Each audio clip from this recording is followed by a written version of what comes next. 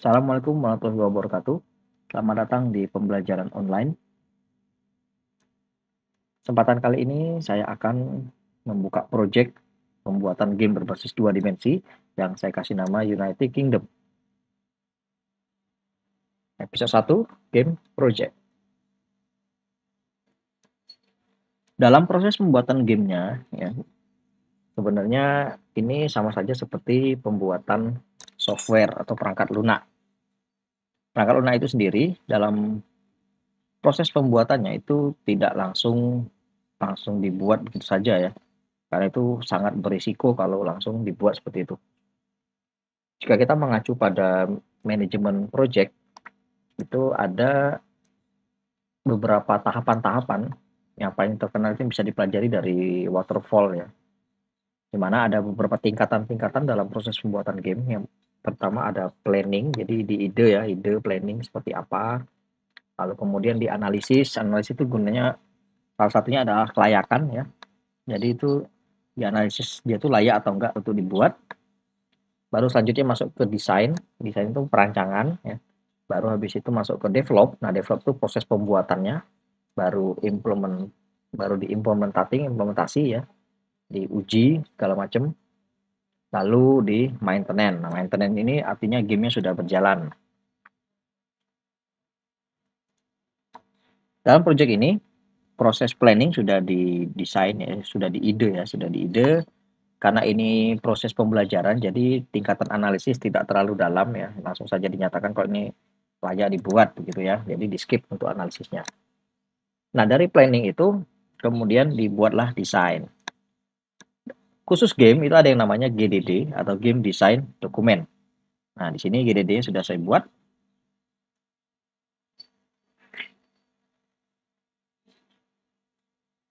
Baik, ini langsung saya paparkan ya. Ini United Kingdom 2D untuk chapter last 10. Jadi chapternya nanti memungkinkan bisa lebih dari satu. Langsung saja saya masuk ke konten isinya.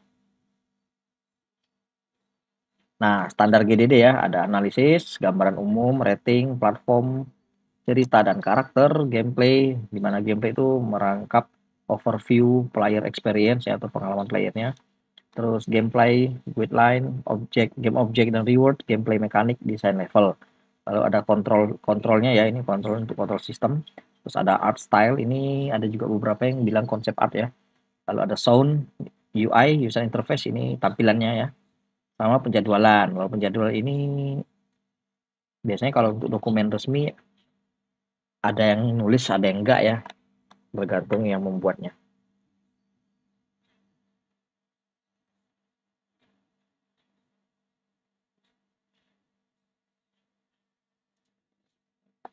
Untuk di level analisis, di sini memang tinggal dilakukan proses analisis yang sederhana ya. Jadi permainan United Kingdom merupakan permainan yang sengaja dibuat untuk kebutuhan pembelajaran. Salah satu jenis variasi dari permainan ini yang judul adalah Last Stand. Jenisnya endless, di mana permainan akan menghitung seberapa lama seorang pemain dapat bertahan sampai akhir permainan.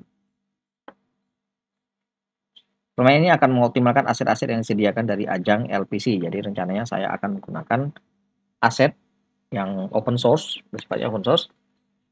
Jadi bisa saya download karena masuk di kebetulan di game berbasis dua dimensi itu ada memberikan dia punya event sendiri ya, punya event sendiri namanya LPC, Liberated Pixel Cup. Nanti akan saya bahas di episode selanjutnya. Lalu ada gambaran umum, game ini dengan grafis berdimensi 2. Tipenya adalah top down RPG di mana pemain dapat bergerak 4 arah pergerakan ya, four way direction. Permainan akan diset dengan mode endless battle. Jika kondisi siang, pemain dapat masuk ke dalam fortress. Ini rencananya ya, planningnya seperti itu gambaran umum.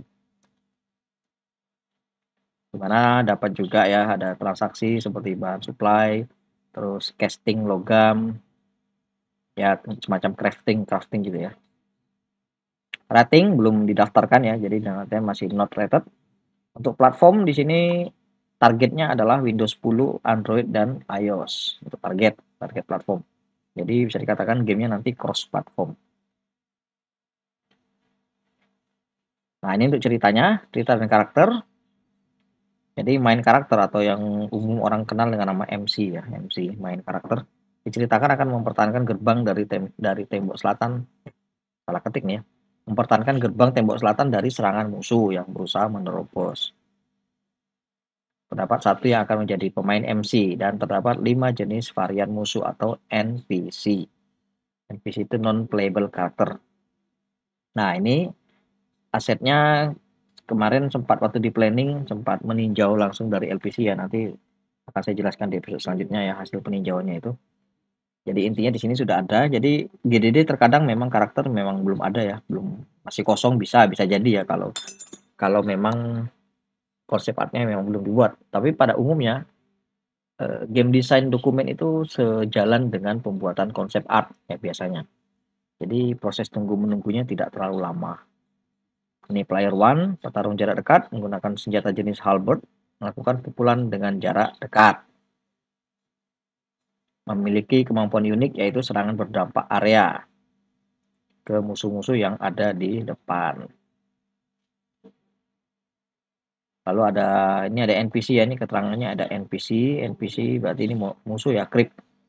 Di sini saya pakai LPC yang tipenya zombie. Kebetulan ada di situ. Nah, sini langsung saja saya buat native creep.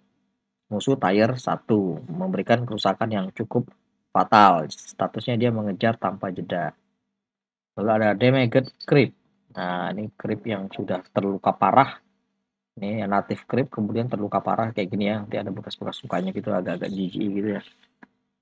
Tarung jarak dekat sama, tapi dia bergeraknya lebih lamban. Lalu ada warrior creep.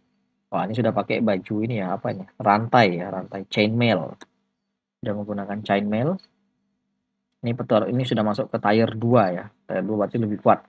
Memberikan kerusakan yang mengerikan. Oh, itu bahasanya ngeri ya.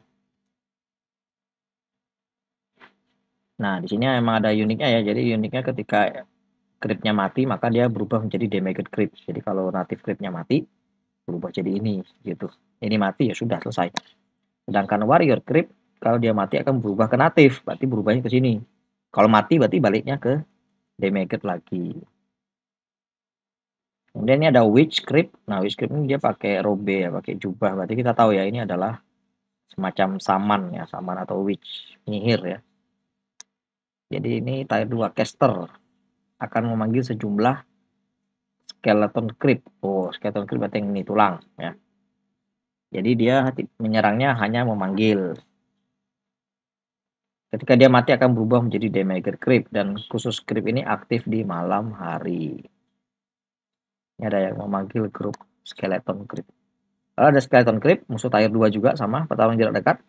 Ini sepertinya sama dengan native ya. Hanya saja bentuknya aja yang beda ya. Masuk ke gameplay overview. Ini permain ini tunggal, single player ya, offline. Targetnya genrenya E atau Evrion. Dengan Evrion ini diambil dari dasar ESRB ya, rating untuk ratingan game. Permainan ini juga terjangkau pada platform desktop dan mobile. Permainan ini berjenis endless battle dengan lose condition HP player mencapai 0. Seperti itu. Untuk player experience-nya, pemain berjalan di area map yang telah dibuat di mana musuh akan dimunculkan pada spot-spot secara acak. Pembunuh musuh akan mendapatkan poin dan beberapa power up atau item ya. Jadi item itu digunakan untuk pembuatan item yang lain dan transaksi. Terkena pukulan musuh akan menyebabkan berkurangnya HP hingga mencapai titik 0 atau kematian. Dan permainan dinyatakan selesai. Jika HP-nya berkurang, maka bisa ditambahkan dengan item penyembuhan. Dapat dibuat dengan item yang dijatuhkan musuh secara acak. Jadi intinya nanti rencananya ketika musuh dibunuh, drop item, nah item itu dapat di craft atau ditransaksikan gitu ya rencananya. Ini kan masih desain ya. Nah, masih desain. Jadi terkadang hasilnya tidak sesuai dengan desain itu bisa saja terjadi. Hanya saja dengan adanya desain, melencengnya itu nggak akan jauh-jauh banget gitu ya. Untuk gameplay guide lainnya, di sini aset creature memang memiliki gambaran luka ya, daging merah dan tulang. Anak-anak di bawah 15 tahun harus mendapat pengertian dan bimbingan dari orang tua. Walaupun sekarang kayaknya anak-anak 10 tahun udah pada ini ya, udah pada main game-game dengan level yang apa tin maksudnya ya. Kalau ESRB itu kan ada Evrion namanya, lalu di atasnya ada tin kayak gitu ya. Tapi permainan ini tidak memiliki efek darah. Lalu ada reward, game objektifnya ya. Ini membunuh musuh datang, ada dapat poin dan item. Penaltinya kalau terkena pukulan musuh ya mati. Nah, lalu difficult levelnya mudah menuju ke sedang. Nanti ini bisa berubah tergantung dari kondisi gamenya nanti ya. Lalu ada mekaniknya player one. Serangan dasar dapat dimunculkan dengan menekan tombol aksi yang sudah ada ya. Dan serangan unik dapat dimunculkan ketika sudah mendapatkan power up. Ceritanya seperti itu. Lalu ada mode. Nah, mode di sini saya rancang menjadi tiga atau empat ya, 4 tingkatan. Ada easy, moderate, hard, dan insane. Nah, cuman bedanya di masing-masing tier itu terdapat siang dan malam ya. Jadi gamenya itu nanti rencananya siang, nanti diberikan waktu yang ditentukan, kemudian nanti berubah jadi malam, nanti di waktu yang ditentukan berubah lagi menjadi siang, begitu seterusnya. Gitu. Cuman yang membedakan di sini pada siang hari itu musuh tidak terlalu banyak ya. Sedangkan di malam hari jumlah musuhnya bertambah. Begitu. Dan fortress atau safe area hanya dapat dimasuki di siang hari. Kalau malam hari nggak boleh, dikunci. Jadi kalau kehabisan supply pas kena malam, nah itu bisa jadi masalah ya. Supply-nya habis, nggak bisa bertarung. Sedangkan malam pintunya terkunci dan musuhnya akan banyak sekali. Jadi bisa menciptakan tingkat kesulitan. Lalu ada scoring system nih, biasa poin ya standar. Lalu ada item. Nah, item di sini sudah beberapa sudah saya rancang ya, sudah saya planningkan walaupun belum ada gambarnya ya. Belum tahu nanti gambarnya seperti apa. Ini belum ada konsep artnya. Jadi hanya saya tuliskan nama aja, redstone, kumpulan materi yang didapat. Ya, ini sudah ada keterangannya ya, rencananya sudah ada. Jadi saya menggunakan stone tipe RGB karena kebanyakan game mesti makainya RGB ya. Cek aja itu beberapa kebanyakan game itu masih ada warna red, green, blue. Nah, sama di sini saya coba menggunakan hal yang seperti itu ya. Ada redstone, ada green ore, lalu ada blue crystal. Nah, dari 3 bahan dasar ini nanti rencananya bisa dibuat ke item yang lain seperti elixir. Ini untuk nge-heal ya, untuk nge-heal. Ada magic scroll. Nah, magic scroll ini untuk item apa untuk skill pertahanan rencananya ya. Ada gold bar, ada magic coal, ada magic powder, dan ada crude oil. Ini keterangannya sudah ada ya. Item yang dibuat di fortress. Jadi intinya semua proses ada di fortress. Ini semua di fortress. Desain level. Nah, desain levelnya kali ini sudah ada konsep artnya, walaupun hanya sepotong. Tapi ini sudah digambar ya konsep artnya. Kayak gini nanti bentuknya kurang lebih ya, open map-nya. Jadi nanti player akan bertarung di area ini. Nah, fortress-nya nanti bentuknya kayak gini. Nah, ini fortress-nya ya. Terus untuk kontrol ini juga sudah dirancang ya. Nanti akan bisa menggunakan keyboard, bisa menggunakan gamepad. Gamepad yang direkomendasikan di sini adalah gamepadnya Xbox ya. Xbox karena Xbox mempunyai enumerasi yang berbeda dengan general joystick pada umumnya. Pokoknya masuk ke PlayStation 3 kalau nggak salah. PlayStation 2 itu sebenarnya sudah beda ya enumerasinya ya. Pokoknya PlayStation 2, 3 termasuk itu Xbox. Hanya saja kalau kita menggunakan Windows 10 pakai joystick Xbox lebih gampang aja rasanya ya.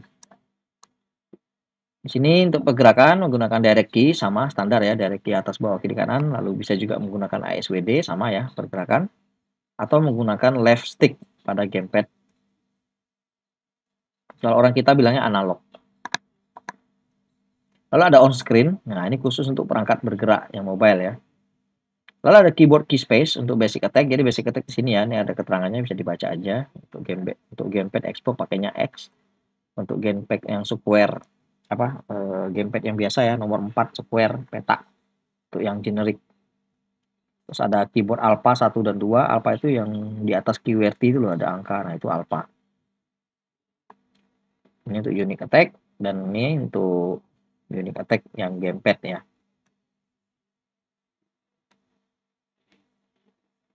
Nah, ini ya keterangannya. Lalu ada art style.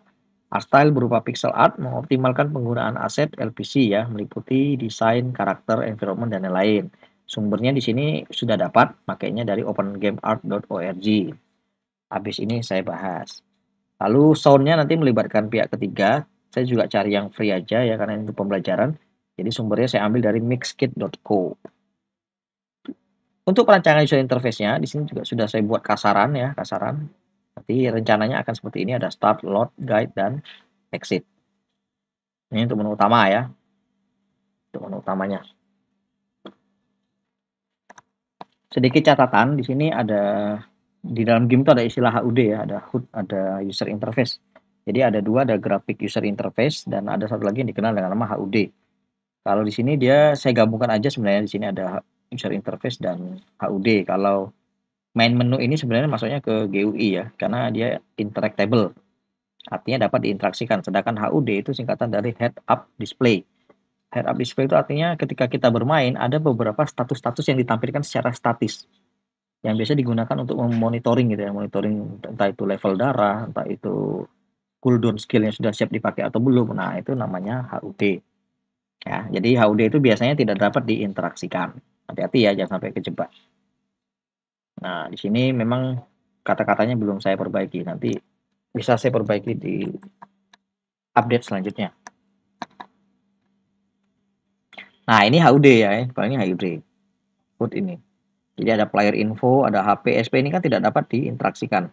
Sedangkan untuk skill ini juga kan tidak dapat diklik. Ini hanya menandakan kalau ada skill 1, ada skill 2, ada skill 3. Nanti kalau terjadi cooldown, nanti angka cooldownnya muncul di sini. Jadi ini kalau dia dapat diklik berarti dia masuknya GUI. Tapi kalau ini rancangan awalnya baru HUD ya, head up display. Nah, untuk yang tap screen artinya yang untuk on screen-nya di sini terdapat GUI juga ya nih. Nah, ini GUI. Di sini bisa diinteraksikan ya. Lalu yang ini adalah HUD-nya ya. Gitu. Jadi nanti kurang lebih gambar untuk user interface-nya seperti ini. Untuk penjadwalan ini masih kosong, jadi diabaikan aja. Nah, begitulah untuk game design dokumen. Baru habis ini saya akan langsung membuat project-nya. Untuk proses buatan project, saya akan menggunakan repository. Pembuatan gamenya ini menggunakan repository online. Untuk kali ini saya akan menggunakan GitHub, ya, github.com. Ini tampilannya seperti ini. Tinggal buka aja ya github.com. Kalau belum punya akun ya tinggal dibuat ya. Ini saya sudah buat akunnya. Nah, di sini nanti ada create atau start a project. Nah, ini ya, start a project. Langsung saja saya start seperti ini. Nanti muncul ya, create a new repository. Ini ownernya ada, nggak usah saya ganti-ganti. Dengan repository name-nya saya masukkan sesuai dengan nama yang sudah saya rancang. United Kingdom. Seperti ini ya. 2D. Saya kasih underscore project. Nah, deskripsinya di sini saya buatkan game top down. Top down 2D game. Salah, ini aja. Top down game 2D for education. Kita kasih embel-embel open source. Nah, jadi siapapun bisa mendownload project yang akan saya buat ini ya. Jadi siapapun nanti tinggal dikasih link projectnya aja ya, dikasih link project aja, nanti yang menyaksikan pembelajaran online ini dapat mendownloadnya ya, seperti itu. Ini ada dua, ada public, ada private. Kalau private ini, kalau saya set private berarti nanti nggak jadi open source ya. Jadi kalau mau open source ya harus saya set menjadi public. Let me saya tambahkan, terus git ignore-nya. Nah, proses pembuatan gamenya nanti akan saya gunakan Unity. Ya, Unity yang saya pakai nanti versi 2019 titik berapa ya? Titik 4 kalau nggak salah ya. Nanti saya cek lagi. Pokoknya intinya yang generasi 2019 ya. Jadi kalau yang masih pakai 2018, kalau mau ngeklon project ini harus di-upgrade. Gig inner template-nya berarti saya masukkan Unity. Nah, ini ya. Dah, kemudian saya create.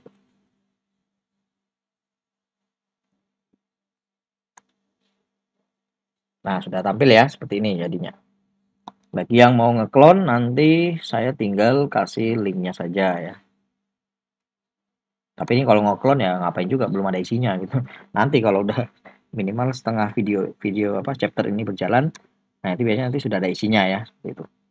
Ini ada United Kingdom 2D Project, top down game 2D for education. Nah, tidak terlalu banyak ya yang bisa diajarkan di dalam Git ini karena juga kita lebih fokus ke proses pembuatan gamenya.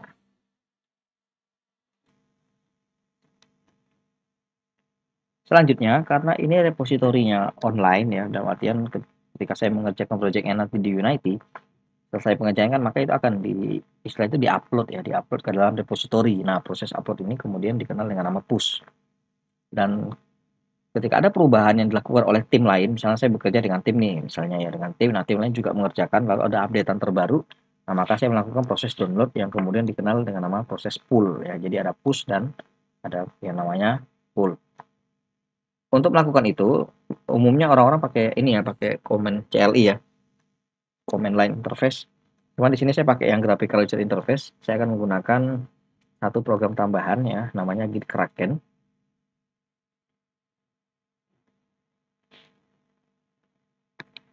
Nah, Git Kraken ini sebenarnya berbayar ya, sebenarnya dia aplikasi berbayar. Hanya saja ini masih bisa diakses secara free, secara gratis apabila Git repository yang digunakan itu sifatnya public. Nah, ini public ya. Jadi kalau private, Git Kraken tidak bisa digunakan karena harus bayar. Tapi kalau dia free ya, ini free ya nih.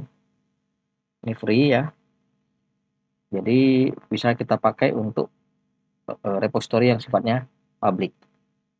Oke, caranya gampang, saya cukup menggunakan clone repo. Ya, ini clone ada dari URL. Nah, saya tinggal ambil aja URL-nya.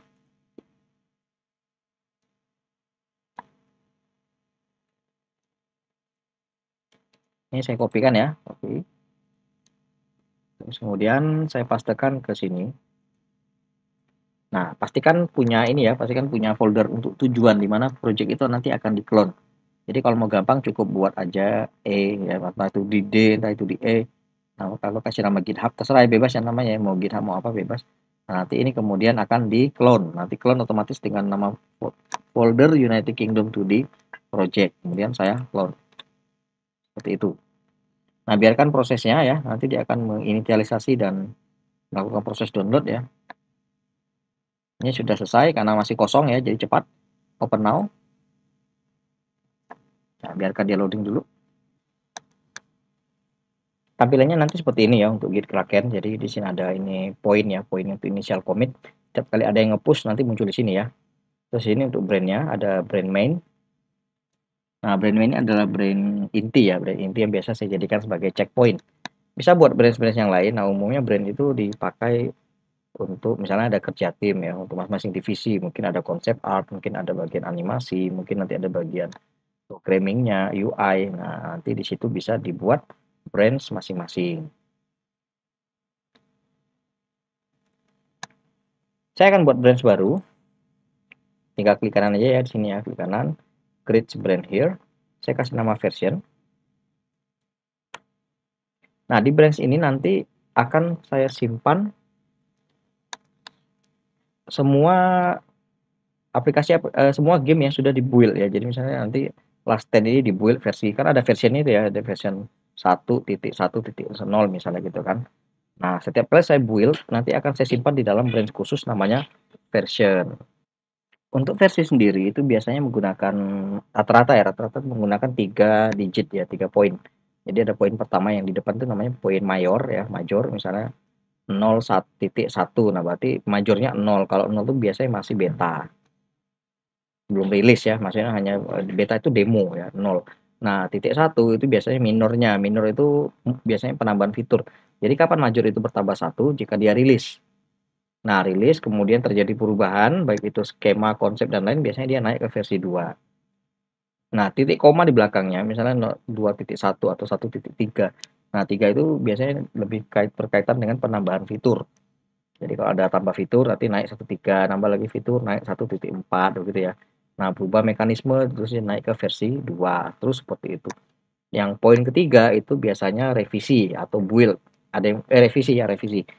Jadi 1.4.3 berarti dia sudah direvisi 3 kali.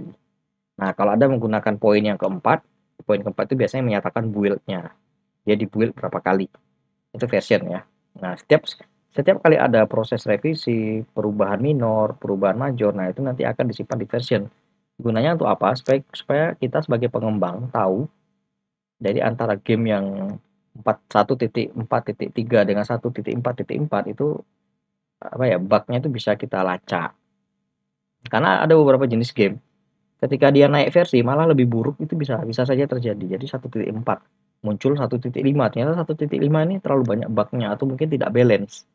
Nah, sehingga developer biasanya akan kembali lagi ke 1.4 untuk melakukan optimalisasi selanjutnya, gitu ya. Nah, di sini version ini berbeda dengan main. Kalau main nanti ada 2 logo ya. Ini masih logo lokal artinya ya. Lokal ini belum di-push. Maka dari itu supaya dia tersimpan di server harus saya push. Ini muncul sini ya, origin, submit. Nah, selesai. Dia sudah masuk ke level ini ya. Origin itu artinya yang sudah di cloud-nya. Ini kan ada logo cloud, ada logo lokal gitu ya. Untuk pertama kali upload menggunakan Git Kraken atau di push ya, saya akan mengisikan file untuk GDD-nya ya. Saya simpan di branch version. Jadi bukan di main ya, tapi di version. Jadi saya tinggal pastekan saja ya, saya buka projectnya di GitHub itu ya, United Kingdom. Terus kemudian di sini saya pastekan, saya copy ya dari GDD yang tadi ya. Saya buat folder dulu ya, saya buat folder baru. Saya kasih nama version ya. Lalu di dalamnya saya pastekan untuk GDD-nya ya. Saya kasih nama GDD. Karena GDD sendiri pun juga bisa terjadi revisi ya. Masih bisa memungkinkan terjadinya revisi. Nah, setelah saya masukkan ke dalam sini, maka di Git-nya nanti akan terjadi perubahan ya, ada muncul baru ya. Apa itu? Mari kita lihat.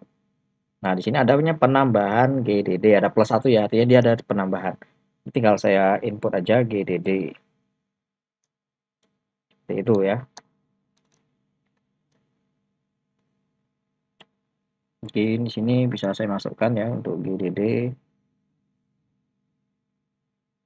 fix 1 misalnya. Nah, setelah itu ini saya stack ya, stack all, pindahkan. Deskripsinya boleh ditulis, boleh dikosongin, enggak masalah ya. Nah, setelah itu saya commit. Nah, dari commit nanti dia naik 1 nih ya, naik 1. Tapi logonya masih lokal. Saya push untuk masuk ke branch di cloud-nya ya. Nah, jadi seperti itu. Nanti saya akan buat satu branch lagi untuk gameplay. Jadi saya tidak akan mengganggu main karena main nanti khusus untuk checkpoint ya. Saya tinggal buat satu lagi di sini. Saya kasih nama gameplay.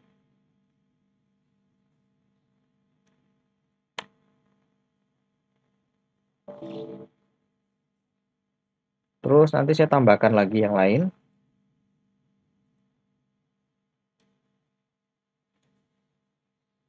Saya kasih nama game asset. Nah, ya, biar kelihatan aja, biar sebenarnya sih satu brand aja cukup sebenarnya. Cuman di sini kan karena pembelajaran supaya kelihatan aja ya. Terus game asetnya saya push di sini. Dari sini push bisa ya, atau klik tombolnya juga bisa sama ya.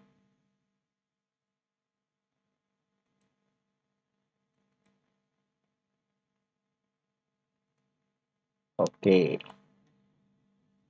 Nah, semua brand sudah di push. Pembuatan project nanti akan saya pakai di main ya, tetap di main. Jadi saya dibuat di main dulu untuk pembuatan project awal. Nah, nanti untuk proses pengerjaannya kayak copy aset, nanti masuknya di aset, dan ketika sudah mulai ke proses pembuatan baru masuk ke gameplay, kurang lebih seperti itu ya. Untuk pembuatan gamenya langsung saja saya buka Unity Hub-nya. Di sini saya menggunakan versi 2.1 dan untuk Unity-nya sendiri saya menggunakan versi 2019.4.28F1. Langsung saja saya create new project. Bagi yang belum punya akun itu nanti bisa buat akun ya. Buatnya nggak bayar, free. Tinggal daftarin email aja. Saya klik tombol new di sini. Jadi projectnya saya buat langsung di dalam Unity-nya. Sini ada banyak pilihan ya, 2D, 3D ya. Terus yang lainnya juga ada di sini. Saya pakai yang 2D. Lokasinya perhatikan ya, lokasinya perhatikan harus sama dengan yang diklon pada GitHub-nya ya. Jadi ini harus dirubah. Ini saya pilih folder yang sesuai dengan yang diklon ya. GitHub United Kingdom. Nah, ini namanya tinggal saya kopikan saja, taruh ke sini. Kemudian saya create. Nah, proses create kalau di awal itu memakan waktu yang cukup lama. Karena dia harus resolving paket, harus import, dan banyak hal yang dilakukan ya. Jadi ini bisa kita tunggu sejenak.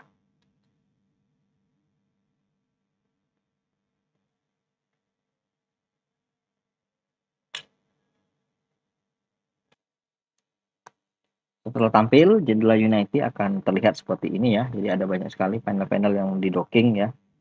Ini di docking namanya ini ya. Ini karena bisa dicopot, bisa dilepas. Ini tarik aja keluar, nah bisa dilepas atau dipindah-pindahkan ya. Bisa taruh sini, bisa taruh dimanapun yang diinginkan. Oke, ini saya kembalikan.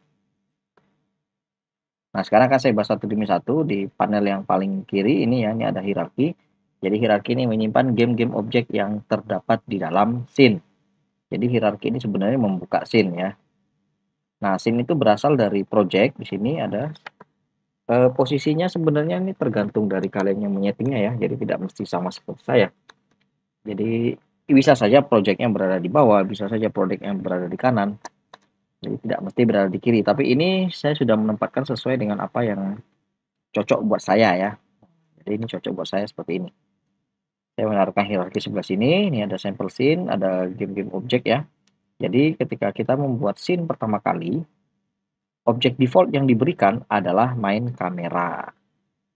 Seperti itu. Jadi sudah dilengkapi dengan satu unit kamera pada scene yang saya punya. Ini saya rename dulu deh, biar nggak ada spasi. Seperti ini ya. Jadi bisa di rename, bisa terus di save biar bintangnya hilang. Kalau ada bintang berarti dia belum di save. Selanjutnya di sini ada project ya. Project ini menyimpan susunan folder ya, susunan folder yang ada di dalam satu project United Kingdom ini ya. Ini ada aset namanya scene. Nah, sini kalau dibuka isinya ya sampel scene itu sendiri. Baik, seperti itu ya. Ini bisa di rename, misalnya saya rename ya. Saya mau pakai the last 10 gitu. Atau ini aja last 10.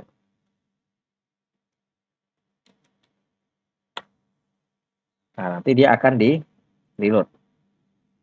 Seperti itu. Yang di reload hanya scene-nya ya, bukan Unity-nya. Nah, ini ya kayak gini. Ini bisa di rename. Selanjutnya di sini ada lagi satu panel ya, namanya konsol. Jadi ini konsol nanti berhubungan dengan debugging kalau bagian script ya, bagian script dan ngoding. Terus ada animation. Animation ini juga nanti bisa saya pakai untuk menganimasikan komponen 2D frame by frame. Animation dapat diaktifkan di window animation. Nah, ini. Atau kita menekannya Ctrl 6. Nanti langsung muncul seperti ini. Nah, ini untuk buat klip. Nanti kan ada aset sprite tuh. Nah, saya bisa menganimasikannya frame by frame melewati animation ini. Terus ada inspektor. Inspektor ini kalau saya klik satu game objek, nih nanti muncul nih ya atribut-atributnya ya. ada transform, ada kamera. Ya, ini ada audio listener. Ini defaultnya, tapi nanti banyak sekali yang bisa saya tambahkan di dalam satu buah game objek. Sini ada tombol play, ya, tombol play pause. Ini digunakan untuk menjalankan gamenya. Jadi kalau mau dites gamenya, ya ini tinggal di play seperti itu. Terus di sini ada di panel utama ada scene. Nah, scene ini yang aktif ya, scene aktif maksudnya di sini kita bisa melakukan perubahan-perubahan pada game objek. Contoh, ini saya klik kamera. Saya klik kamera, terus di sini saya ini ada tombol nih ya, tombol key hand tool ya. Ini aktifkannya pakai QWERTY ya. Jadi key W E R T ya, lanjut Y. Nah, seperti itu ya. Jadi kalau mau saya besarkan, kecilkan ya nanti pakainya yang T. Nah, begitu. Ini tentunya nggak kelihatan ya, belum kelihatan. Nah, ini baru kelihatan. Jadi ketika saya tekan T, nanti kalau game objek itu bisa di setting ukurannya ya, nanti masuk di episode selanjutnya akan saya jelaskan. Jadi intinya di scene dasar ini yang default saya diberikan satu unit kamera secara default. Jadi bagaimana cara nyeting yang lainnya? Ya nggak usah khawatir, akan dibahas di episode selanjutnya. Terus ada lagi game. Nah, di sini ada scene, ada game. Apa ini? Nah, ini game nih apa ini? Jadi setelah di play nanti yang tampil itu ya gamenya ini ya. Jadi ini nih seperti preview ya, preview ketika dia running. Ini juga nanti akan saya jelaskan. Terus ada satu lagi yang namanya Asset Store. Nah, Asset Store ini diambil dari window bagian Asset Store atau Control 9. Asset Store ini cukup berguna ya, tapi ini hanya terhubung jika online.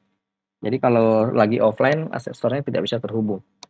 Asset Store menyimpan banyak sekali aset-aset ya, baik itu 2D, 3D, sound maupun efek-efek lainnya, itu animasi ya, itu ada semua di dalam Asset Store. Ada yang free, ada yang murah, dan ada yang harganya cukup mahal ya. Jadi tergantung kebutuhan aja, pengennya nyari yang seperti apa. Dan Asset Store ini juga sifatnya opsional. Boleh dicari di sini atau boleh cari di tempat yang lain, nggak masalah ya. Nah, jadi ini tampilan dasar dari Unity. Nanti next pertemuan saya akan lanjut bahas ke dalam asetnya itu sendiri. Seperti itu ya. Nah, jika kalian membuat project di folder yang tepat di dalam Git-nya itu ya, maka nanti di Git Kraken akan muncul updatean. Nah, ini WIP dengan total 9 ribuan ya. Bisa 7 ribuan, bisa 8 ribuan. Kalau punya saya ini 9212. Ini adalah wajar ya, ini wajar karena setiap kali project itu di-create, ada banyak sekali file-file yang harus di-upload ke dalam repository. Nah, 9.000 tidak mungkin saya upload di video ini ya, nanti bisa 5 jam ya baru selesai videonya. Apalagi kalau koneksinya buruk gitu kan, bisa 5 jam beneran gitu. Nah, maka dari itu nanti ini akan saya upload di luar dari jeda ya, jeda dari video ini. Tapi yang jelas, pembuatan project itu saya letakkan di dalam main ya, ini main. Nah, jika ada kesalahan dalam membuat branch yang kebetulan branch itu sudah dipublish, itu sebenarnya bisa di delete ya. Cara delete-nya tinggal di sini aja, klik yang di bagian originnya ya. Ini bisa di delete. Nah, cuma hati-hati ya mendelete origin, bahaya ya, bahaya. Jadi pastikan memang itu aman untuk di delete, jangan sampai nanti ada karya apa ya, maksudnya kerjaan temennya atau kerjaan timnya ada di situ terus tiba-tiba di delete. Nah, itu kan nanti bisa terjadi pertumpahan darah gitu. Ya minimal pertumpahan liur lah. Seperti itu. Jadi ini bisa di delete ya, delete. Misalnya saya delete nih.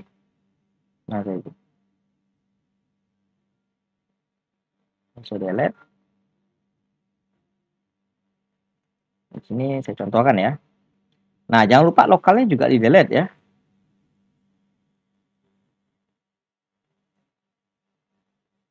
Nah, yang jelas kalau di repository hati-hati dalam menghapus atau mendelete ya.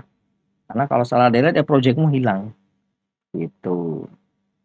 Memang ada baiknya tetap membackup project itu di hard disk offline ya, lokal. Jadi kalau suatu terjadi pada online, entah itu ke delete projectnya atau mungkin, tapi jarang sih ya kalau koneksi down tuh jarang. Yang paling sering terjadi itu ya ke delete. Nah, untuk menjaga hal seperti itu maka akan lebih baik lagi kalau di backup. Nah, di sini saya tinggal buat lagi aja. Misalnya nih saya buat aja buat brand baru ya. Nanti bisa saya tambahkan brand baru, saya kasih nama mungkin chapter 1 gitu ya.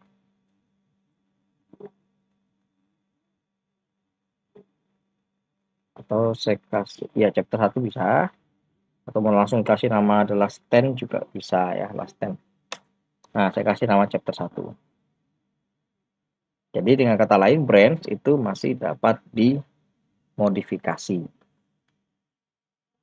Gampang ya. Jadi nanti akan saya upload dulu supaya tidak banyak membuang waktu.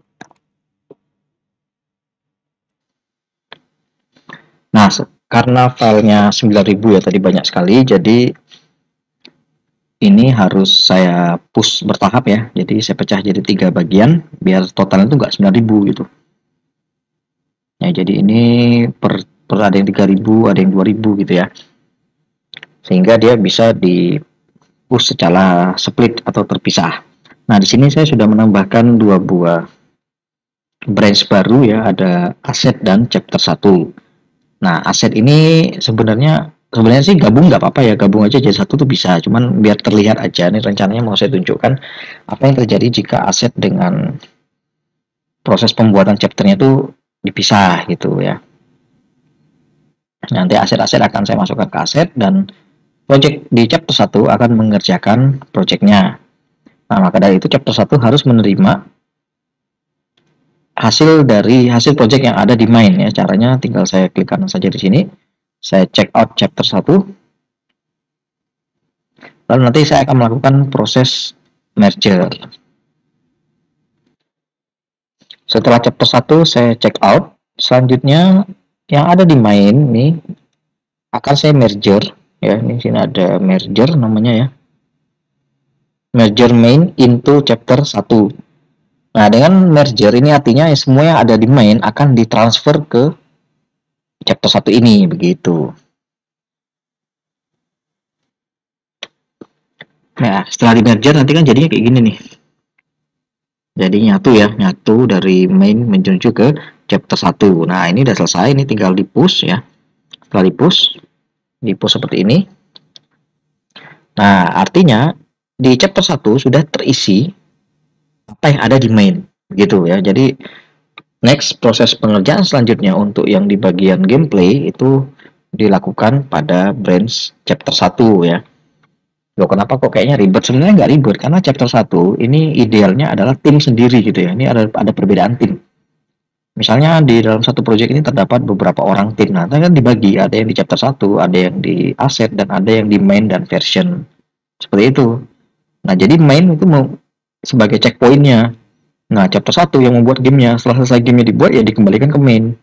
Nanti di merger lagi ke main. Supaya apa? Supaya main ini ada checkpoint, nanti bergabung juga dengan aset, sehingga nanti yang di build nanti untuk version adalah yang dari mainnya. Kurang lebih seperti itu. Nah, next saya akan lanjut untuk bagian aset. Ini saya kembalikan checkout-nya ke main.